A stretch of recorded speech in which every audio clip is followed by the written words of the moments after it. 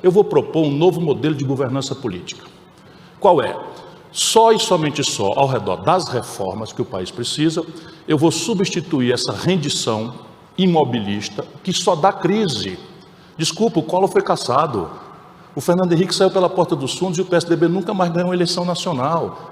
O Lula foi parar na cadeia, a Dilma foi cassada, o Michel Temer saiu pela porta dos fundos e o Bolsonaro, que teve essa oportunidade, está desmoralizado. Governar desse jeito e com essa gente é a certeza do fracasso pela história brasileira. O que é que eu vou propor? Primeiro, vou falar o que eu pretendo fazer antes, para transformar a eleição não numa escolha de Chico, Maria ou Manel, mas num plebiscito programático, em que eu vou dizer, vou tributar progressivamente as heranças de forma em linha com as melhores práticas internacionais. O Ceará cobra 8%, que é o teto. São Paulo cobra 4%, Minas Gerais, com dificuldade, cobra 4%. Vou fazer um pente fino. Então, isso aqui vai me atrair antipatias, mas se eu ganho eu e a ideia. Portanto, eu diminuo profundamente, pela qualidade da proposta, o conteúdo de crise que o presidencialismo brasileiro nos impõe historicamente. Segundo, o tempo da reforma são os 6 primeiros meses. Tempo precioso que o Fernando Henrique teve na mão, porque o real explicava tudo e não propôs nada. Porque não tinha compreensão estratégica do Brasil e traz a reeleição como preocupação central. Recupere se eu estou falando algum exagero. A única reforma que o Fernando Henrique propôs no primeiro mágico ano foi destruir a diferença entre empresa nacional de capital nacional e empresa estrangeira de capital estrangeiro, para fins de não permitir discriminação do BNDES. Foi a única proposta. E mais nada, só terminando. E quais são as suas depois, ministro? Então, as reformas eu vou dizer todas. A sua prioridade. Mas primeiro, como é que eu vou combinar com os russos, que é a pergunta mais grave, para a gente sair dessa rendição ao imobilismo politiqueiro que só dá crise.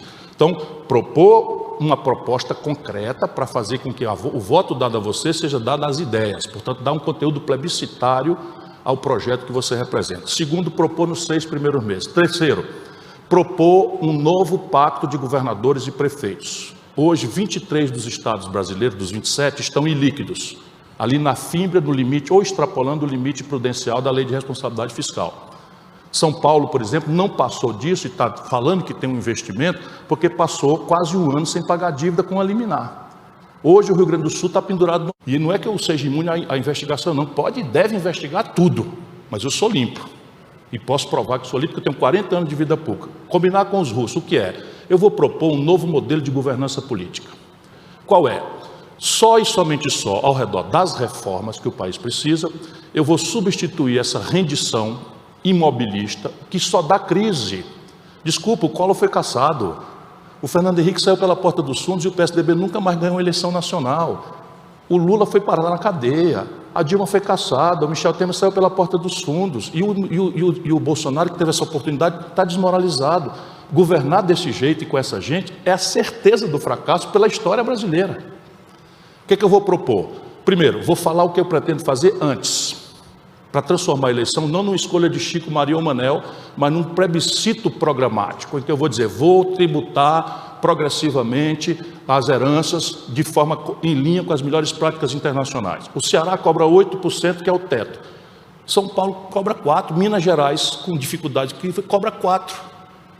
Vou fazer um pente fino. Então, isso aqui vai me atrair antipatias, mas se eu ganho eu e a ideia. Portanto, eu diminuo profundamente, pela qualidade da proposta, o conteúdo de crise que o presidencialismo brasileiro nos impõe historicamente. Segundo, o tempo da reforma são os 6 primeiros meses.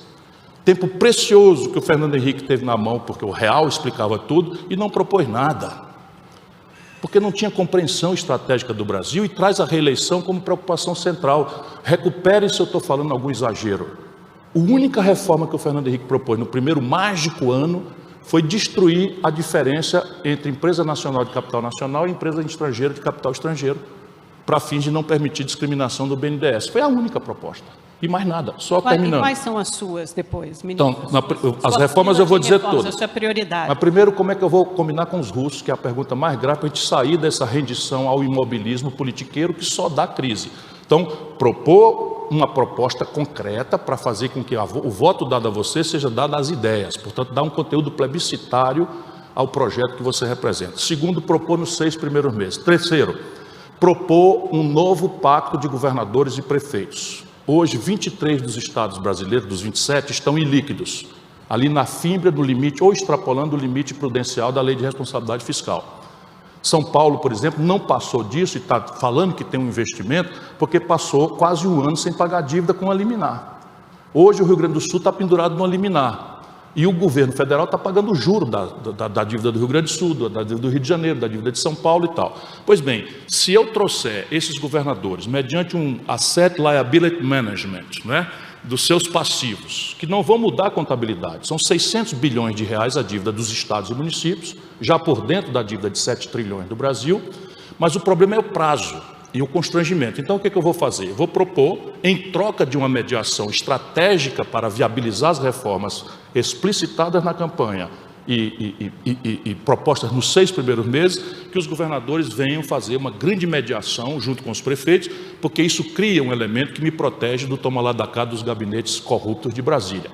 E, por fim, persistindo o impasse, eu quero que a gente tenha coragem de praticar aquilo que as democracias maduras do mundo inteiro fazem. Persistir o impasse, o que é normal em qualquer democracia, é mandar essa reforma a plebiscito popular. Por quê? Porque, repare, se eu proponho que a alíquota do imposto de renda deve ser progressiva mais do que é hoje, quem vai pagar mais é natural, é humano. Eu não tenho prazer nenhum de cobrar imposto, nem faço isso para perseguir ninguém, apenas eu quero dar sustentabilidade estratégica, restaurar a capacidade do país crescer, de recuperar a confiança, enfim, de tudo isso que só se faz com números, arrumando a conta, para valer. Então, todo mundo que olhar para o Brasil, isso, aquele é um país arrumado, que tem um fluxo modesto, mas a dívida está num processo de, ao longo do tempo, manejada. Aí vem AAA, vem classificação de risco, vocês conhecem melhor do que eu, e só vai por aí. Conversa não resolve esse problema. Esses ciclos de mentira e promessa só dão fuga de capital, e o Brasil hoje é um país bandido na comunidade internacional, por 1000 razões, a questão ambiental, mas a questão financeira também, e a questão do leque de democracia. Portanto, nós não devíamos ter medo. Chamar o povo para votar. Uma reforma da Previdência, sabe quando é que vai passar no Congresso? Nunca. Só o Brasil, estou falando das reformas que eu pretendo fazer juntas todas num pacote só, é uma revisão constitucional. Só o Brasil, eu estudei 63 países com a minha equipe, estão aqui Nelson Marconi e Mauro Benevides Filho, que falam por mim. Tem absoluta qualificação para desdobrar detalhes dessas visões aqui. Eu estou sendo longo porque a resposta é uma pergunta muito inteligente, muito importante e muito central da vida brasileira.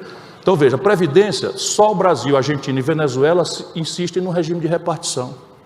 O regime de repartição tem 2 premissas que sumiram da vida humana e do Brasil de forma trágica: demografia jovem e alta formalidade do mercado de trabalho.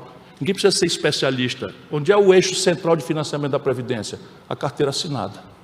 É ali que vem o financiamento central. O que ela não consegue pagar, o Tesouro supre, que é o déficit da Previdência. Pois bem, 70 de cada 100 trabalhadores brasileiros estão desempregados ou estão na informalidade. Acabou a Previdência, esse regime não existe. Aí mentiram para vocês que tinha sido feita uma reforma.